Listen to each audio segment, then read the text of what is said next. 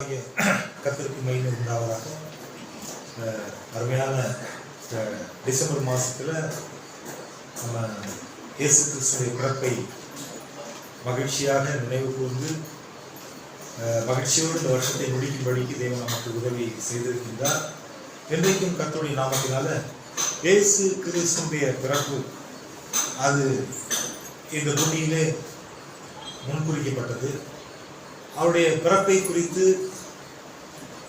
அவருடைய வருகையை குறித்து, அவருக்கென்று வழியை ஆயத்தம் செய்த இயேசு கிறிஸ்துவினுடைய 6 months சீனியர். எத்தனை மாசம்? 6 மாசம் சீனியர். யார் அது? யோவான் ஸ்நானன். யாரு? அந்த சீனியரை குறித்து பைபிள் என்ன சொல்றது? இவர் தான் இயேசு கிறிஸ்துவை குறித்தும் அவருக்கு வழியை ஆயத்தம் பண்ணுவது குறித்தும் வனாந்திரத்திலே கூப்பிடக்கூடிய சத்தமாக இந்த பூமியிலே அவரை குறித்து அதிகமான காரியங்களை அவருக்கு முன்பாக இந்த பூமியிலே 6 மாதத்துக்கு முன்பாக வெளிப்படுத்தியவர். இவரை குறித்து வேதம் என்ன சொல்கிறது? படிப்போம். மத்தேயு 3வது அதிகாரம். அந்த 3வது அதிகாரத்துல நான் படிக்கிறேன், நீங்க அதை கவனித்தா போதும். அந்நாட்களில் யோவான் ஸ்நானன் யூதேயாவின் வனாந்திரத்தில் வந்து, மனம் திரும்புங்கள், பரலோக ராஜ்யம் சமீபித்திருக்கிறது என்று பிரசங்கம் பண்ணினார். கர்த்தருக்கு வழியை ஆயத்தப்படுத்துங்கள், அவருக்கு பாதைகளை செவைப்படுத்துங்கள் என்று வனாந்திரத்திலே கூப்பிடுகிறவனுடைய சத்தம் உண்டென்று ஏசாயா தீர்க்கதரிசியால் சொல்லப்பட்டவன் இவனே.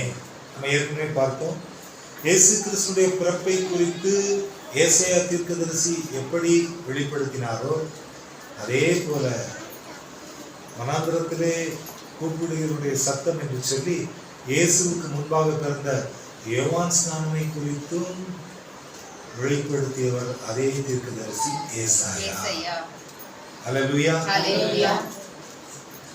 இந்த ஏசாயா தீர்க்கதரிசி இங்கே சொல்லப்பட்ட அந்த வார்த்தையின்படி கர்த்தருக்கு வழியை ஆயத்தப்படுத்துங்கள், அவருக்கு பாதைகளை செவைப்படுத்துங்கள் என்று வனாந்திரத்திலே கூப்பிடுகிற சத்தம் உண்டென்று ஏசாயா தீர்க்கதரிசியால் சொல்லப்பட்டவன் இவனே என்று சொல்லப்பட்ட இதே வசனம் இந்த யோவான் ஸ்நானன் பிறப்பதற்கு 675 ஆண்டுகளுக்கு முன்பாக இந்த பூமியிலே ராஜாவாகிய எசேக்கியா ராஜா வாழ்ந்த நாட்களிலே, அரசாங்க நாட்களிலே, எருசலேமிலே அரசாங்க நாட்களிலே இந்த ஏசாயா தீர்க்கதரிசி இந்த யோவான் ஸ்நானனை குறித்து சொல்லுகிற ஒரு வார்த்தை. அதை படியுங்கள். ஏசாயாவின் புத்தகம் 40வது அதிகாரம்.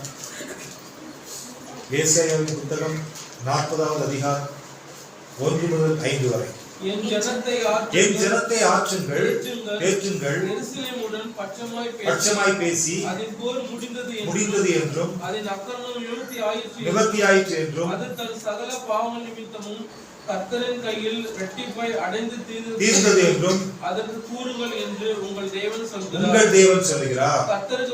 கர்த்தருக்கு வழியை ஆயத்தப்படுத்துங்கள், அவாந்தர வெளியிலே நம்முடைய தேவனுக்கு பாதையை செவைப்படுங்கள் என்றும் பள்ளங்கள் எல்லாம் உயர்த்தப்பட்டு சகல மலையும் குன்றும் தாழ்த்தப்பட்டு கோணலானது செவ்வையாகி கரடு முரடானவைகள் சமமாக்கப்படும் என்றும் கர்த்தரின் மகிமை வெளியரங்கமாகும், மாம்சமான யாவும் அதை ஏகமாய் காணும், கர்த்தரின் வாக்கு அதை உரைத்தது என்றும் வனாந்திரத்திலே கூப்பிடுகிற சத்தம். பாருங்க, இயேசு பிறப்பை குறித்து மட்டும் அந்த ஏசாயா தீர்க்கதரிசி சொல்லல, அவருக்கு 6 மாசம் சீனியர் யோவான் ஸ்நானனுடைய பிறப்பை குறித்தும் ஏசாயா தீர்க்கதரிசி சொன்னதுதான். இதுதான் சரியான சத்தியம். என்ன சத்தியம்? சரியான சத்தியம். பாருங்க, அவருடைய பிறப்பை குறித்து அருமையாக சொன்ன இந்த யோவான் ஸ்நானனை குறித்து அருமையாக சொன்ன ஏசாயா தீர்க்கதரிசி, பள்ளங்கள் எல்லாம் உயர்த்தப்படும், சகல மலையின் குன்றும் தாழ்த்தப்பட்டு கோணலானவை செவ்வையாகி கரடு முரடானவை சமமாக்கப்படும். ராஜா வருகிறார், ஆயத்தமாவோம், ராஜா வருகிறார், ஆயத்தமாவோம், இயேசு வருகிறார், எதிர்கொண்டு செல்வோம், இயேசு கொண்டு செல்வோம். தடங்களெல்லாம் நிரம்பிட வேண்டும். மலைகள் குன்றுகள் தழுவிட வேண்டும். கோணலானவை நேராகணும். கரடானவை சமமாகணும். ராஜாவுடைய வருகை குறித்து ஏசாயா தீர்க்கதரிசி அவர் பிறப்பதற்கு 675 ஆண்டுகளுக்கு முன்பாகவே ராஜாவுடைய பிறப்பை அறிவித்த ஏசாயா தீர்க்கதரிசி இங்கே யோவான் ஸ்நானனை குறித்தும் அறிவிப்பதை நாம் பார்க்கின்றோம்.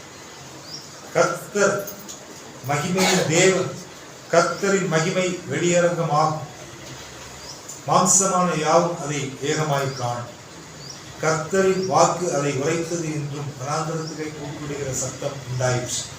And the glory of the Lord shall be revealed, and all flesh shall see it together, for the mouth of the Lord has spoken. ஆண்டவருடைய வார்த்தை, கர்த்தருடைய வார்த்தை இதை சொல்லிட்டு என்று சொல்லி மிக அழகாக இந்த யோவான் ஸ்நானனை குறித்து சொல்லப்பட்ட வார்த்தையை நாம் இங்கே பார்க்கின்றோம். யோவான் ஸ்நானன் கர்த்தருக்கு முன்பாக இந்த பூமியிலே பிறந்தார். அவனை குறித்து லூக்காவின் புத்தகம் ரொம்ப அழகா நிறைய விஷயங்கள் சொல்லப்பட்டாலும் அதுல ஒரு சில காரியங்களை நம்ம பார்ப்போம். லூக்கா இந்த இயேசுவுக்கு முன்பாக பிறந்த இந்த யோவான் ஸ்நானன், இயேசு கிறிஸ்துவை குறித்து சாட்சி கொடுத்த இந்த யோவான் ஸ்நானன், அவனை குறித்து வேதம் சொல்லுகிறது. அவனுடைய பிறப்பு எப்படிப்பட்டது, எப்படி அவனுடைய பிறப்பு எப்படி இருந்தது அப்படிங்கிறத குறித்து நம்ம பார்ப்போம். லூக்கா 3வது அதிகாரத்துல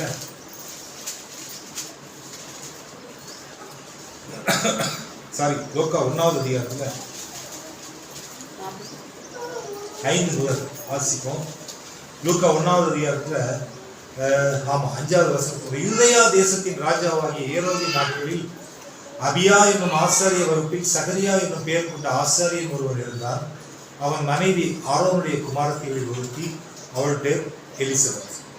2 ஃபேமிலி, ஒரு ஃபேமிலி 2 பேர் இருக்காங்க, husband and wife, Zechariah Elizabeth. இவங்க 2 பேரும் ஆசாரிய வகுப்பை சார்ந்தவர்கள், அதாவது கோயிலில் பூஜை செய்யக்கூடியவங்க, அந்த கோத்திரத்தை அவர்கள் சார்ந்தவர்கள். இவங்க எப்படிப்பட்டவர்கள் என்று சொன்னால் 6வது வசனம் சொல்லுகிறது, இவர்கள் இருவரும் கர்த்தரிட்ட சகல கற்பனைகளின் படியையும் நியமங்களின் படியையும் குற்றமற்றவர்களாய் நடந்து தேவனுக்கு முன்பாக நீதி உள்ளவர்களாய் இருந்தார்கள். அப்ப இந்த வசனம் சொல்வது அவர்கள் குற்றமற்றவர்கள், அவர்கள் நீதி உள்ளவர்கள். அடுத்து 7வது வசனத்தில் சொல்லப்பட்ட வார்த்தை எலிசபெத் மலடி. எலிசபெத் யாரு? பாருங்க, இயேசு கிறிஸ்துடைய பிறப்புக்கு முன்பாக அவருடைய சுவிசேஷத்தை வனாந்தரத்திலே வெளிப்படுத்துவதற்கு பிறக்க போகிற ஒரு குழந்தை, அதான் யோவான் ஸ்நானன். இந்த யோவான் ஸ்நானனுடைய பிறப்பை எப்பேற்பட்ட ஒரு அற்புதமா இருக்குது பாருங்க. தெய்வ பக்தி உள்ள தகப்பன் தாய் சகரியா எலிசபெத் இருவரும் தெய்வ பக்தி உள்ளவர்கள், ஆலயத்து பணிவிடையை செய்யக்கூடியவர்கள். இதுல எலிசபெத்தை குறித்து அங்கே கொடுக்கப்பட்ட சாட்சி, அவள் ஒரு மலடி, குழந்தை பேர் இல்லாதவள், மலடி. அப்போ இந்த பைபிள்ல கிளியரா வசனம் எழுதப்பட்டிருக்கிறது, அவள் மலடியா இருந்தபடினால் அவளுக்கு பிள்ளை இல்ல, அவர்களுக்கு பிள்ளை இல்ல இருந்தது. ஃபர்ஸ்ட் அங்க சொல்லப்பட்டிருக்கிறது அவள் மலடி, 2வது சொல்லப்பட்டிருக்கிறது அவர்களுக்கு பிள்ளை இல்லை, 3வது சொல்லப்பட்டிருக்கிறது இருவரும் வயது சென்றவர்களாக இருந்தார், அதாவது ஓல்ட் ஏஜ், வயசாயிடுச்சு. இந்த ஒரு வசனத்துல, அந்த 7வது வசனத்துல 3 விஷயங்கள் சொல்லப்பட்டது. நம்பர் 1 மலடி, number 2 there is no next generation, number 3 both are old age. 2 பேருமே வயது சென்றவர்கள். இது ஒரு சரியான விட்னஸ், சாட்சி. இயேசு கிறிஸ்து பிறப்பதற்கு முன்பாக அவரை குறித்து அறிவிக்கிறவனுடைய சாட்சி, அவருடைய பிறப்பை குறித்த சாட்சி. ஆனா இந்த 2 பேர்கிட்டையும் குழந்தை பாக்கியத்திற்கான எந்த தகுதியுமே இல்லை. அதுதான் இந்த 7வது வசனம். 3 தகுதிகளும் குழந்தை பெற தகுதி இல்லாத தகுதி, அதுதான் இந்த 3 தகுதி. ஆனா இவங்க கிட்ட இருந்த 2 தகுதி முக்கியமான தகுதி. 1 குற்றமற்றவர்கள், 2வது நீதி உள்ளவர்கள். பாருங்க, இவங்க முழுவதுமாக தங்கள் வாழ்க்கையில இப்படிப்பட்ட ஒரு சாட்சி இல்லாம இருந்தாலும் இவங்க கர்த்தருக்கு பணிவிடை செய்யக்கூடியவர்கள். அல்லேலூயா. பாருங்க, ஐயோ எனக்கு குழந்தை இல்லையே, ஐயோ நான் ஒரு மலடி ஆயிடுச்சு, ஐயோ எனக்கு வயசாயிடுச்சு, நான் எப்படி ஒண்ணுமே புரியலையே, இன்னும் இந்த ஆண்டவர் நம்பி இருக்கிறேன். நான் ஆண்டவர் நம்பி இருந்தா கூட பரவாயில்ல, அவருடைய ஊழியத்தை செய்யறேனே, எதை ஊழியத்தை செய்யறேனே. கர்த்தருடைய பணிவிடை செய்யக்கூடியவர்கள், தேவ சன்னதியிலே ஆசாரிய ஊழியம் செய்து கொண்டு வரக்கூடியவர்கள். இப்ப எவ்வளவு தூரம் அவங்க ஆண்டவர் மேல பக்தி வைராக்கி. எதான் ஆரம்பத்துல சொன்னேன், என்ன சொன்ன ஆரம்பத்துல, நீ மனுஷன் முன்னாடி ஆம்பளையா இருக்கியோ இல்லையோ, தெய்வத்துக்கு முன்னாடி எப்படி இருக்கணும், ஆம்பளையா புருஷனா.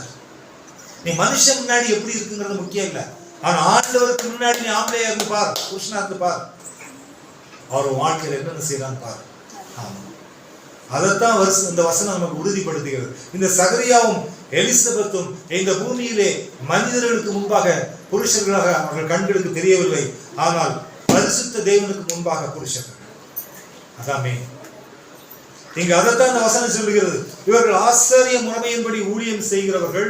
இவர்கள் ஊழியம் செய்யும் பொழுது, இவர்கள் கர்த்தருக்கென்று ஆராதனை செய்யும் பொழுது அங்கே ஒரு கூட்ட ஜனம் ஜெபம் பண்ணி கொண்டிருக்கிறார்கள். 10வது வசனத்துல. அப்பொழுது 11வது வசனத்துல, அப்பொழுது கர்த்தருடைய தூதன் ஒருவன் தூப பீடத்தின் வலது பக்கத்திலே வந்து அவனுக்கு தரிசனமானான். யாருக்கு தரிசனமானால்? சகரியாவுக்கு.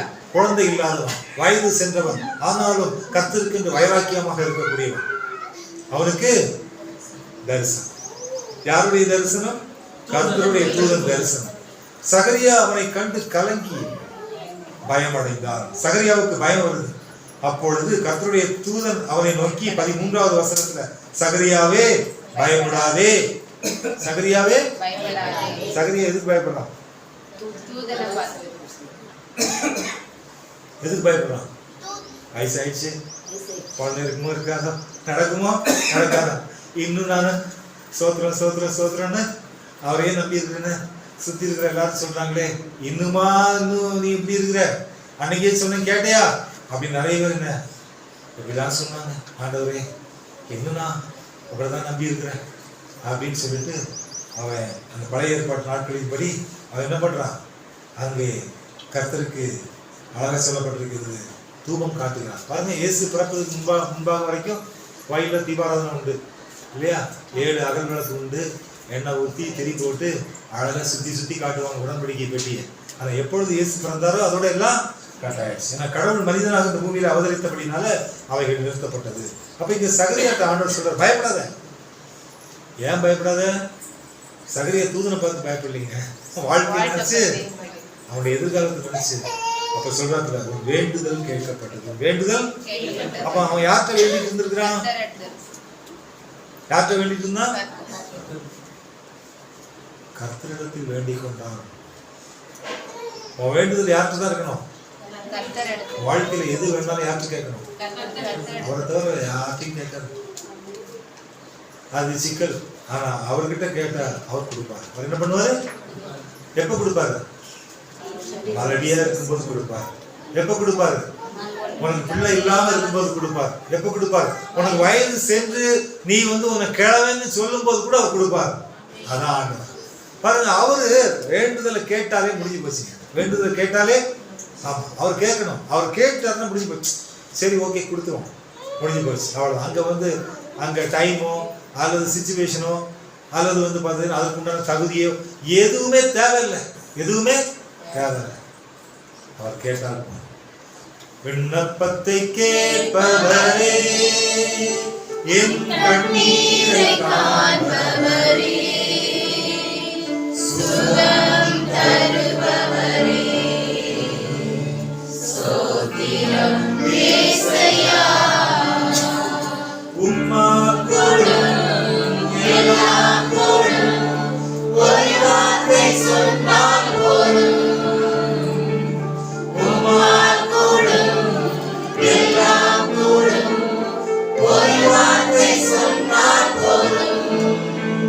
ஐயா ஒரு வார்த்தை சொன்னால் போதும். ஐயா ஒரு வார்த்தை சொன்னால் போதும். விண்ணப்பத்தை கேட்பவரே, என் கண்ணீரை காண்பவரே, சுகம் தருபவரே, ஸ்தோத்திரம் இயேசையா. தேவன் எப்ப ஜெபத்தை கேட்கிறாரோ அப்போ அங்க ஆக்ஷன் ஸ்டார்ட் ஆகும். என்ன ஸ்டார்ட் ஆகும்? அவர் ஜெபத்தை கேட்கிறவர். ஜெபம் பண்ணிக்கிட்டே இருக்கிறோம். நானும் விசுவாசத்தோட ஜெபம் பண்ணிக்கிட்டே இருக்கிறேன். என்ன ஜெபம்? கர்த்தர் நிச்சயமா ஒரு பெரிய இடத்தை கொடுப்பார். குறைஞ்சபட்சம் எவ்வளவு? 1 ஏக்கர். அதிகபட்சம் அவருக்கு தான் தெரியும். பில்டிங் பட்ஜெட் எவ்வளவு? குறைஞ்சபட்சம் 2 கோடி, அதிகபட்சம் 5 கோடி. ஆமா. கீழே கார் பார்க்கிங், ஃபர்ஸ்ட் ஃப்ளோர்ல சர்ச், செகண்ட் ஃப்ளோர்ல அதாவது கர்த்தருடைய பிள்ளைகளுக்கான காரியங்கள், ப்ரோக்ராம்ஸ், அதுக்கான கான்ஃபரன்ஸ் கால், ரிசப்ஷன் கால், அல்லது வேற ஏதோ ஒரு கால். ஆமா. பின்னாடி என்னது? கல்லறை தோட்டம், சிமெட்ரி. இது எல்லாமே நம்ம பிளான் பண்ணிக்கிறோம். கர்த்தருக்கு பிரியமானவர்களே, அவர் ஜெபத்தை கர்த்தருடைய தூதன் சகரியாவிடத்தில் பேசின தூதன் நிச்சயமாக நம்மோடு பேசுவார். அதுதான் நம்முடைய விசுவாசம். அதான் நம்முடைய விசுவாசம். அவருடைய வார்த்தை பொய் சொல்லல. சின்னவன் 1000 சிறியவன் வளர்த்த ஜாதி மாவான். சின்னவன் எப்படி ஆவானா? 1000 சிறியவன் வளர்த்த ஜாதி மாவான். அது கர்த்தரால மட்டும்தான் முடியும், வேற யாராலையும் முடியாது. அதனால நம்முடைய வைராக்கியம் யார் மேல இருக்கணும்? அவர் மேல மட்டும்தான் இருக்கணும். வேற யார் மேல இருந்தாலும் நம்மளால உருப்படவே முடியாது. அவர் மேல இருந்தா மட்டும்தான் நாம மேலான ஆசீர்வாதங்களை பெற்றுக்கொள்ள முடியும். இங்கே சகரியாட்ட ஆண்டவர் சொல்றாரு, உன் மனைவியாக எலிசபெத்து உனக்கு ஒரு குமாரனை பெறுவாள். அவனுக்கு மலடி, வயசான கேசு, கர்த்தருடைய ஊழியத்தை செய்யறாங்க. இப்ப கர்த்தருடைய தூதன் வந்து சொல்றாப்புல, உன்னுடைய ஒய்ஃப் எலிசபெத். இப்ப இவன் சொன்னா அவன் கொண்டாடி பேர் என்ன? தூதன் கேட்டானா? ஹலோ, கொஞ்சம் எக்ஸ்கியூஸ் மீ, உன் ஒய்ஃப் பேர் சொல்லு. இல்ல, தூதன் சொன்னான், உன் ஒய்ஃப் எலிசபெத் இருக்காள. அல்லேலூயா. தூதன் என்ன சொல்றாப்புல? தூதன் இது வரைக்கும் பார்த்ததே கிடையாது. வானத்திலிருந்து வந்த தூதன், கர்த்தருடைய தூதன், அவன் வந்து சொல்றான், உன் ஒய்ஃப் எலிசபெத் இருக்காள. அப்ப இவன் கதை ஆண்டவருக்கு தெரியுதா தெரியலையா? கர்த்தருக்கு பிரியமானவர்களே, உன் கதை ஆண்டவருக்கு நல்லா தெரியும். உன் கதை ஆண்டவருக்கு பக்கத்துல பார்த்து சொல்லு, உன் கதை ஆண்டவருக்கு நல்லா தெரியும். உன் கதை நல்லா தெரியுப்பா, உன் கதை ஆண்டவருக்கு நல்ல. உன் ஸ்டோரியை நீ எக்ஸ்பிளைன் பண்ண வேண்டிய எக்ஸ்பிளைன் பண்ண வேண்டிய எக்ஸ்போஸ் பண்ண வேண்டிய அவசியம் கிடையாது. அவசியம் கிடையாது. ஏன்னா உன்னை பத்தி ரொம்ப நல்லா தெரியும். யாருக்கு? ஆண்டவர் உன்னை பத்தி. அதனாலதான் அவர் அவருடைய தூதன்கிட்ட சொல்லி அனுப்புறார், டேய் போய் விஷயத்தை சொல்லு. அவ்வளவுதான். தூதன் யாரு? மெசஞ்சர்ஸ், அஞ்சல்காரர்கள், போஸ்ட்மேன் மாதிரி. சார் தந்தி இது, சார் மணியாடர் வந்துருது, வாங்க. எவ்வளவு சந்தோஷமா இருக்குல்ல? போஸ்ட்மேன் வரும்போது, சார் மணியாடர் இந்த சத்தம் கேட்டா அந்த காலத்துல துள்ளி குதிச்சு ஓடுவாங்க. உண்மையா பொய்யா? இப்ப எப்படி மொபைல்ல SMS வந்து அப்படி கிரெடிட்டட் 0000 எத்தனை 5 0வா? முன்னாடி இவ்வளவா? ஆமா. அப்படி ஒரு சந்தோஷம் இல்ல? ஆண்டவர் கிரெடிட் பண்ணா அப்படிதாங்க பண்ணுவார். அல்லேலூயா. நம்முடைய வைராக்கியத்தை ஆண்டவர் மேல வச்சா, யார் மேல? அவருக்கு தான் கிரெடிட் பண்ணுவார். நீ வேற எதுனா மேல வச்சாச்சுன்னா சிலிண்டர் புக் பண்ணும்போது வரும், மானி எவ்வளவு? 34 ரூபா 10 பைசா. 34 பத்தா அவ்வளவுதான். நீ ஆண்டவர் மேல நம்பிக்கையை வச்சா உங்களுடைய கிரெடிட் அதிகமாகும், பேலன்ஸ் அதிகமாகும். மனுஷன் மேல நம்பிக்கை வச்சா அப்படியே இன்கமிங்கோட அவுட்கோயிங் தான் ஜாஸ்தி இருக்கும். அவுட்கோயிங் தான் ஜாஸ்தியா இருக்கும். கர்த்தருக்கு ஸ்தோத்திரம். அப்ப இங்க உன் வேண்டுதல் கேட்கப்பட்டது. இவன் எங்க வேண்டிட்டு இருந்தான்? ஆண்டவர்கிட்ட. ஏதோ சர்ச்சில் அங்க தீபம் காட்டுற இடத்துல, வா என்னப்பா என் வாழ்க்கையில நான் இன்னும் இந்த ஊழியத்தை செஞ்சுக்கிட்டு எல்லாரும் முன்னாடி தலை குடிச்சு நிக்கிறேனே அப்படின்னு சொல்லிட்டு ரொம்ப வேதனையோட அவன் தூபம் காட்டிட்டு இருக்கான். கர்த்தருக்கு நம்பி வேண்டுதல். இவன் இங்க செய்யக்கூடிய வேண்டுதல் பரலோகத்துக்கு எங்க கேக்குது? அங்கிருந்து அவர் என்ன பண்றாரு? ஒரு போஸ்ட்மேன் அனுப்புறாரு, ஏஞ்சல்ஸ் அனுப்புறாரு. போ அவங்ககிட்ட போ. அவன் டெய்லி புலம்பிக்கிட்டே இருக்கான். என்கிட்ட புலம்புறான், மனுஷன் புலம்புற. நீ மனுஷன் புலம்புனா ஒரு பிரயோஜனம் கிடையாது. ஒரு பிரயோஜனமும் கர்ச்சீப் நனையும், அவ்வளவுதான். 1 100 ஆகும். அப்படின்னா நீ யார்கிட்ட புலம்புனியோ அவன் 100 பேர்கிட்ட சொல்லுவான், அவ்வளவுதான். அதனால 1 100 ஆகும்னா இன்னும் உருப்படாம போகும். நீ ஆண்டவர்கிட்ட சொன்னா 100 ஆகும். அது ஆசீர்வாதம். அது என்னது? ஆசீர்வாதம். மனுஷன்கிட்ட சொன்னா அது பேர் ஆசீர் கிடையாது, அது வாதம். என்னது? வாதம். ஆமா, அது ஒண்ணுமே பிரயோஜனம் இருக்காது. அதனால நீ இங்க ஆண்டவர்கிட்ட சொன்ன உடனே அவர் டைரக்டா அங்கிருந்து மெசஞ்சர் அனுப்புறாரு.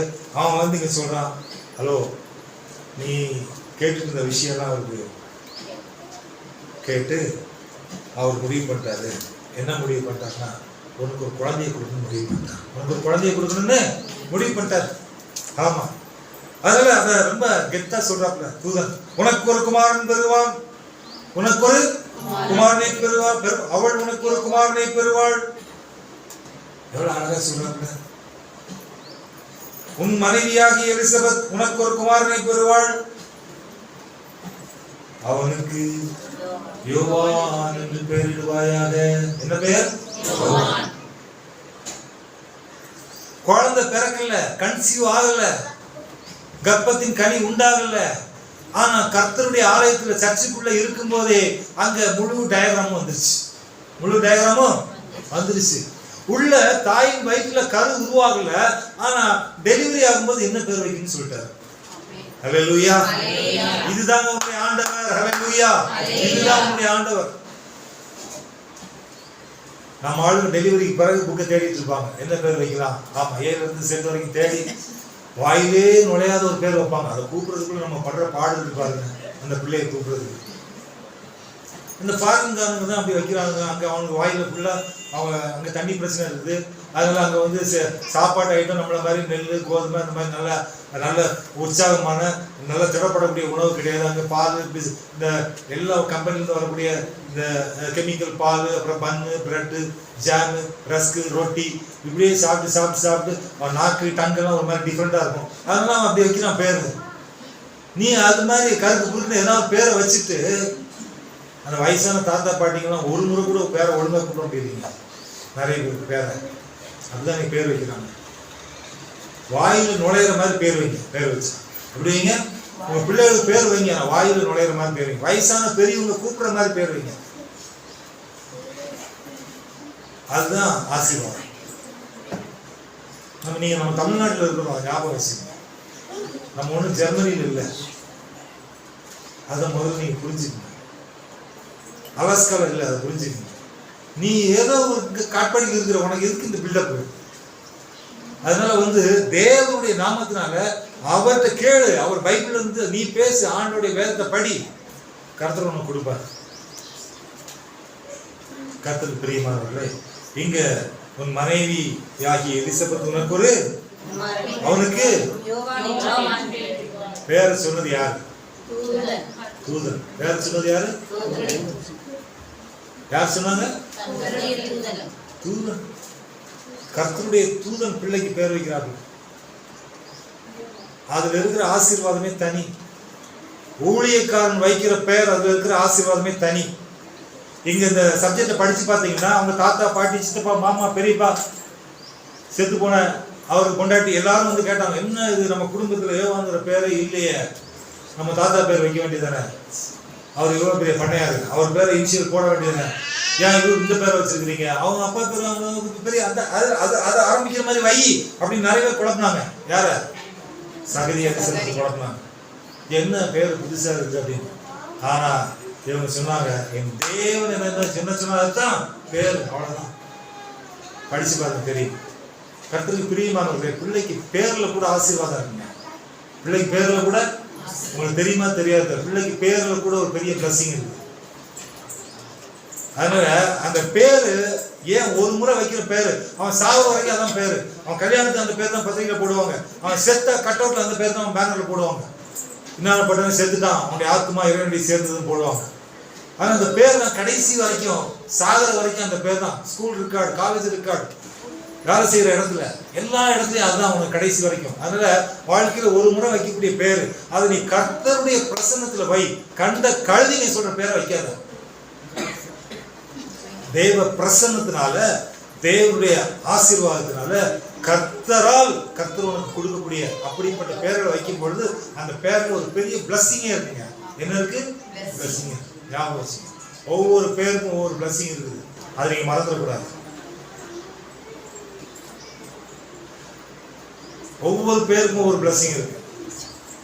யாபேஸ்னு பேர் வச்சு அவன் பிள்ளைங்க அவங்க பெற்றவங்க பிச்சை எடுக்கிற மாதிரி இருப்பான். ஒவ்வொரு பேருக்கும் ஒவ்வொரு பின்னாடி ஒரு பெரிய பேக்ரவுண்ட் இருக்கு. ஒவ்வொரு பேருக்கு பின்னாடி ஒரு பெரிய ஸ்டோரி இருக்கு. அந்த பேர் கிரியை செய்யும் உங்களுக்கு. அதனால பேர் வைக்கும் போது கொஞ்சம் ஜாக்கிரதையா வைங்க. அதான் இது நான் உங்களுக்கு ஒரு ஆலோசனையா சொல்றேன். இங்க இந்த பேரை குறிச்சு வசனம் சொல்லுது 14வது வசனத்துல, உனக்கு சந்தோஷமும் மகிழ்ச்சியும் உண்டாகும், அவன் பிறப்பின் நிமித்தம் அநேகர். பாருங்க, அந்த பிள்ளை பிறந்தாச்சுன்னா அந்த வீட்டுல அந்த குடும்பத்துல மகிழ்ச்சி இருக்குமா, அந்த குடும்பத்துல சந்தோஷம். அந்த குடும்பத்துல மகிழ்ச்சி இருக்குமா, அந்த குடும்பத்துல அப்போ இந்த பேர் இருக்கிற பிள்ளைகள் வீட்டுல மகிழ்ச்சி இருக்குமா, சந்தோஷம் இருக்கு. அடுத்து சொல்லப்பட்டிருக்கிறது, அவன் பிறப்பு நிமித்தம் அநேகர் சந்தோஷம். அந்த குழந்தை பிறந்ததுனால நிறைய பேருக்கு சந்தோஷம் உண்டாகும். இந்த யோவான் ஸ்நானன் பிறக்கும் பொழுது அங்கே மகிழ்ச்சி இருந்தது, அங்கே சந்தோஷம் இருந்தது. அவன் பிறப்பு நிமித்தம் அநேகர் சந்தோஷப்பட்டார்கள். அதைத்தான் இந்த வசனம் இங்கே சொல்லுகிறது. கர்த்தருக்கு பிரியமானவர்கள், இந்த யோவான் தான் இயேசு கிறிஸ்துவை வெளிப்படுத்தினவன். இயேசு கிறிஸ்துவை பிறப்பை குறித்து, அவருடைய வருகையை குறித்து இந்த பூமியிலே அறிவித்தவன். பரிசுத்த தேவனுக்கு மகிமை உண்டாவதாக. இந்த யோவான் யாரு? இந்த யோவான் சொன்ன ஒரு சில வார்த்தைகளை, இந்த யோவான் சொன்ன சாட்சிகள், ஒரு சில வார்த்தைகளை பார்த்து நாம் நிறைவு செய்வோம். லூக்கா 3வது அதிகாரம்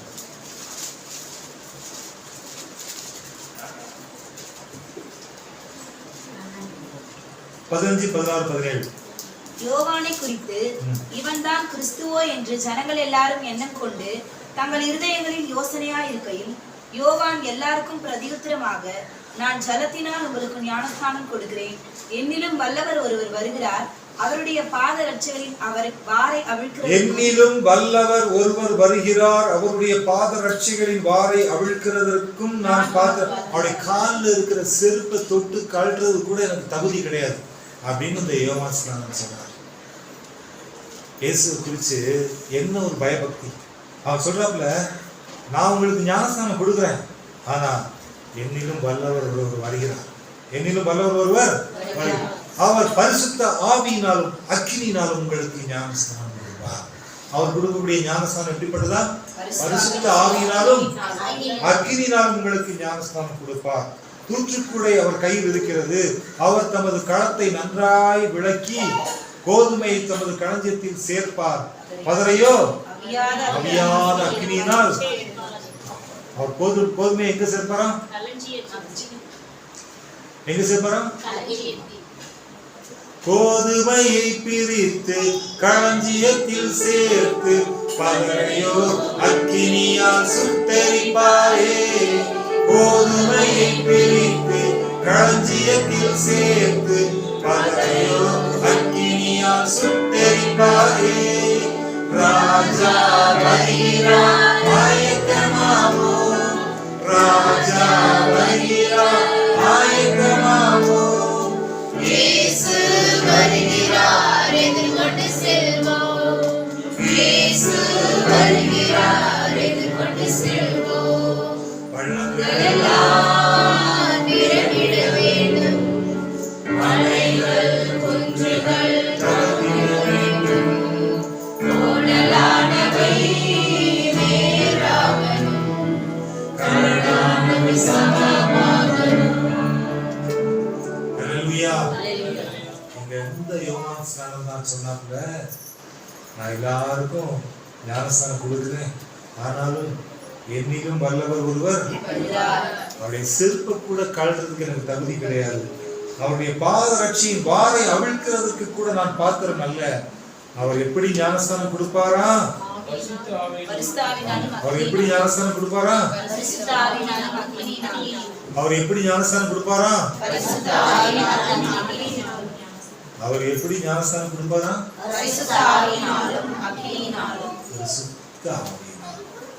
அக்கினியினால் ஞானஸ்நானம் கொடுக்கிறார் ஆண்டவராகிய இயேசு கிறிஸ்து.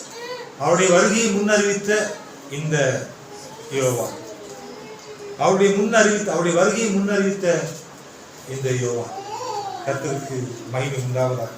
இந்த யோவானை குறித்து பரிசுத்த தேவன் யோவான் 3வது அதிகாரத்துல வார்த்தையை சொல்லுகிறார். ஒரு வார்த்தையை என்ன அப்படின்னா, இந்த யோவான் யார்? இந்த யோவான் யார் சொல்லுங்க. இந்த யோவான் யார் சொல்லுங்க. இவன்தான் எலியா. இவன்தான் யாரு? எலியா. அக்னிமயமான அக்னி ரதங்கள் உள்ள குதிரைகளில் எடுத்துக்கொள்ளப்பட்ட எலியா.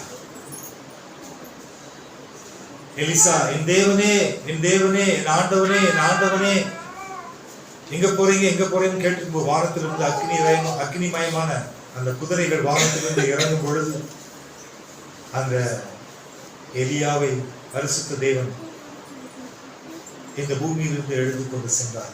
அப்படி இந்த பூமியிலிருந்து எடுத்துக்கொள்ளப்பட்ட எலியா தான் இங்கே யோவானாக இந்த பூமியிலே வெளிப்பட்டார். அல்லேலூயா. அந்த வசனத்தை யாராச்சும் எடுத்தா சொல்லுங்க, இப்பவே அவங்களுக்கு ஸ்பாட் கிஃப்ட். இவன் தான் எலியா என்று இயேசு கிறிஸ்து சாட்சி கொடுப்பார். அந்த வசனத்தை யார் எடுத்தாலும் ஸ்பாட்ல கிஃப்ட். கர்த்தருக்கு மகிமை உண்டாவதாக. நான் எடுத்தா உங்களுக்கு அந்த கிஃப்ட் கிடையாது. கர்த்தருக்கு மகிமை உண்டாவதாக. பரிசுத்த தேவனுடைய பிள்ளைகளை, இந்த யோவான் ஸ்நானம் இவனை குறித்து நாம் இன்றைக்கு பார்ப்போம். இந்த யோவான் ஸ்நானம் இந்த பூமியில இயேசு கிறிஸ்து வருகைக்கு முன்பாக ஜனங்களை ஆயத்தப்படுத்தினார். ஆம், இந்த யோவான் ஸ்நானம் இயேசு கிறிஸ்துவை குறித்து சாட்சி கொடுத்தவர். எனக்கு பின் வருகிறவர் என்னிலும் வல்லவராய் இருக்கிறார். அவருடைய பாத ரட்சியை அவிழ்ப்பதற்கு நான் அவருடைய பாத ரட்சியை அவிழ்ப்பதற்கு கூட நான் பாத்திரம் அல்ல என்று சொன்னார். கர்த்தருக்கு மகிமை உண்டாவதாக. பரிசுத்த தேவனுடைய பிள்ளைகளே, இந்த யோவான் ஸ்நானனின் பிறப்பு அவங்க பெற்றோருக்கு மகிழ்ச்சியை கொடுத்ததா இல்லையா? சகரியா எலிசபெத்துக்கு மகிழ்ச்சியை கொடுத்ததா இல்லையா? 2 பேரும் சந்தோஷப்பட்டாங்களா இல்லையா? அந்த கிராமத்து ஜனங்கள்லாம் சந்தோஷப்பட்டாங்களா இல்லையா? அவங்க குடும்பம் சந்தோஷப்பட்டதா இல்லையா? கர்த்தரை நம்பின பிள்ளைகள் வாழ்க்கையில கர்த்தர் சாட்சியை உண்டாக்கினாரா இல்லையா? ஆமாங்க. சகரியா எலிசபெத்துக்கு ஒரு பெரிய சாட்சி தான் இந்த யோவான் ஸ்நானம். மெய்யாகவே அவர் மீது வசனத்தை கண்டுபிடிச்சாங்க. சொல்லுங்க. மத்தேயு 17வது அதிகாரம் பாருங்க. மத்தேயு 17வது அதிகாரம் 11 முதல் 13 வரை. யாராச்சும் ஒருத்தர் சத்தமா படிங்க. இயேசு அவர்களுக்கு பிரதியுத்தரமாக, எலியா முந்தி வந்து எல்லாவற்றையும் சீர்படுத்துவது மெய்தான், ஆனாலும் எலியா வந்தாயிற்று என்று உங்களுக்கு சொல்லுகிறேன். அவனை அறியாமல் தன் இஷ்டப்படி அவனுக்கு செய்தார்கள். இவ்விதமாய் பாருங்க. போதும். கர்த்தருக்கு பிரியமானவர்களே, எலியா வந்தாயிற்று என்று உங்களுக்கு இந்த யோவான் ஸ்நானம் தான் எலியா. சரியான பதிலை கர்த்தருடைய நாமத்தினாலே சொல்லுங்க. முன்னாடி வாங்க, கிஃப்ட் வாங்கிங்க. எல்லாரும் கைத்தட்டுங்களேன். கர்த்தருக்கு உண்டாவதாக. இந்த வார்த்தையின் சத்தத்தை கேட்டு உங்கள் ஒவ்வொருவரையும் தேவன் ஆசீர்வதிப்பார்.